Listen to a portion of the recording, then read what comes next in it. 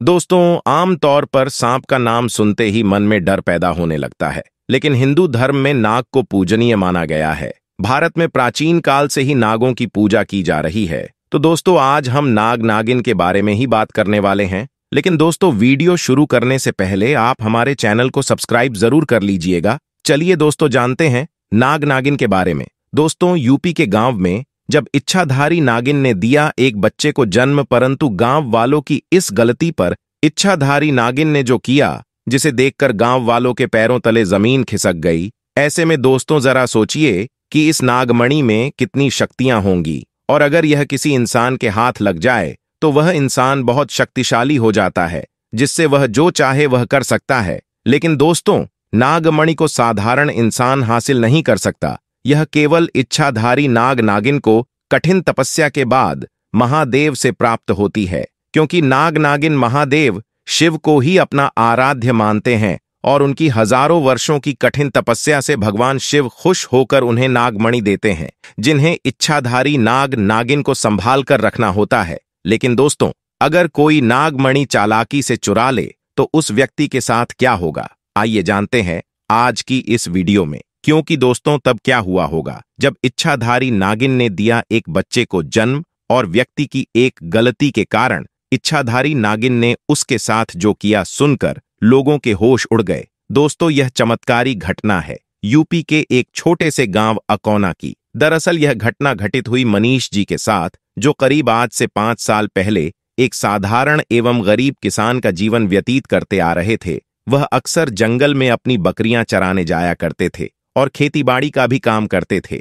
एक दिन बकरी चराते चराते वह जंगल के थोड़ा और अंदर निकल गई। उसी जंगल में एक इच्छाधारी नागिन अपने नाग के साथ एक विशाल पेड़ के पास रहा करती थी। वह नागिन गर्भवती थी। शाम का वक्त था और मनीष जब उस पेड़ के पास से गुजरा तो उसे वहां एक तेज चमकती चीज दिखाई दी, परंतु साथ ही वह दोनों नाग नागिन भी वहीं थे। उन्हें देख वो थोड़ा सा डर गया और तुरंत ही वहां से जल्दी से घर की भागा। मनीष इतना घबराया हुआ था कि उस समय तो उसने पीछे मुड़कर तक नहीं देखा, परंतु उस रात उसके ध्यान में वो चीज जो चमक रही थी वो बार बार आ रही थी। वह इतना तो समझ गया था कि वो हो ना हो बहुत मूल्यवान चीज थी, और अगर वो मुझे मिल गई तो मैं भी धनवान हो जाऊंगा। परंतु सबसे बड़ी मुसीबत थी वह दोनों नाग नागिन। अगले दिन वह वापस जंगल उसी पेड़ वाले स्थान पर गया और कुछ दूर खड़े रहकर छिपकर उस पेड़ के पास रह रहे नाग नागिन को देखने लगा। कुछ देर देखने के बाद उसने ध्यान दिया कि नागिन तो गर्भवती है।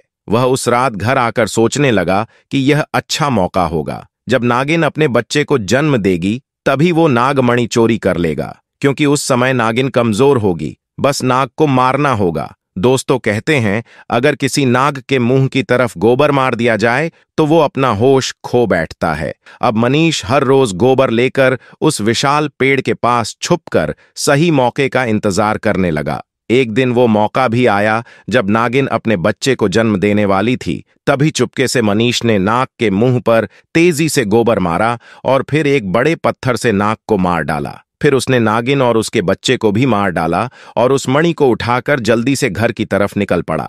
परंतु उधर नागिन किसी तरह बच गई थी और बस बेहोश पड़ी थी। जब नागिन को होश आया और उसने अपने बच्चे और पति को मरा देखा तो उसके दुख दर्द का ठिकाना नहीं रहा। वो उस समय गुस्से से पागल हुए जा रही थी और उसने मनीष से बदला लेने की ठानी, परंतु मणि चली जाने के कारण वो अपनी शक्तियों का प्रयोग नहीं कर सकती थी। परंतु अभी भी वह अपना रूप तो बदल ही सकती थी। इधर मनीष को जैसे ही मणि मिली उसका पूरा जीवन ही परिवर्तित हो गया। उसकी फसल इस बार काफी अच्छी हुई और काफी महंगे भाव में भी बिकी। उसकी तो जैसे मानो लॉटरी लग गई हो, क्योंकि जो भी वो धंधा कर रहा था उसे हर जगह से लाभ मिल रहा था। और मनीष को पता था कि ये सब उस चमत्कारी नागमणि का ही कमाल है।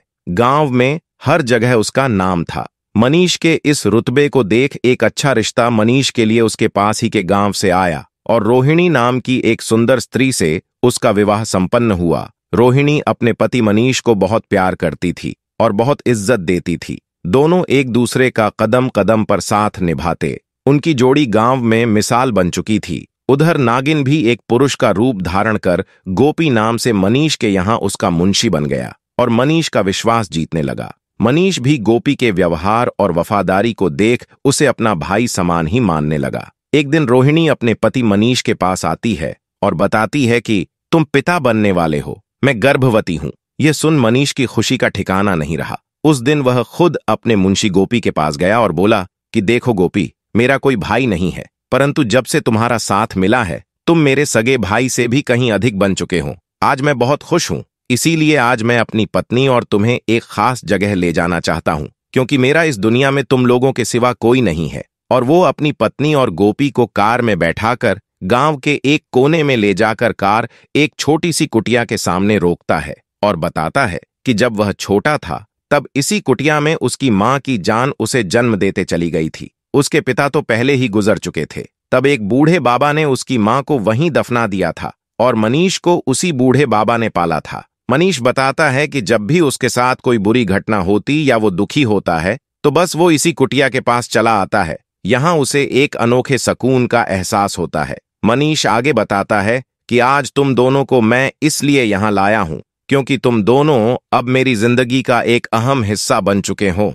दोस्तों, यह सुन सभी के आंखों में पानी भर आता है। कुछ देर रुकने के बाद जब वे वापस पहाड़ी से होते हुए घर को जाते हैं तो अचानक उनकी गाड़ी पहाड़ी पर एक बड़े पत्थर से टकराती है और गाड़ी को जोर का झटका लगता है, जिसके कारण मनीष तो कार में ही फंसा रहता है, परंतु उसकी पत्नी रोहिणी पहाड़ से नीचे गिर एक पेड़ पर अटक जाती है और उस पेड़ के ठीक नीचे ही बहुत गहरी खाई थी। दोस्तों, वो रात कार्तिक पूर्णिमा की ही थी। गोपी अपनी शक्तियां पाकर पुनः नागिन रूप धारण कर लेता है। मनीष गोपी को देख चौंक जाता है क्योंकि गोपी अब नागिन में पुनः बदल गया था। वो नागिन मनीष को बताती है कि कैसे ठीक इसी तरह वह भी इसी स्थिति में फंसी थी जब मनीष ने उसका पूरा घर संसार लूट लिया था, उसके पति और बच्चे को मारकर, और आज मेरे पास बदला लेने का मौका है। मनीष घायल गाड़ी में फंसा हुआ था और रो रो कर नागिन को बोलता है कि भले मेरी जान ले लो, परंतु मेरी पत्नी गर्भवती है, उसे छोड़ दो। परंतु तभी उस नागिन को अपनी वही स्थिति याद आती है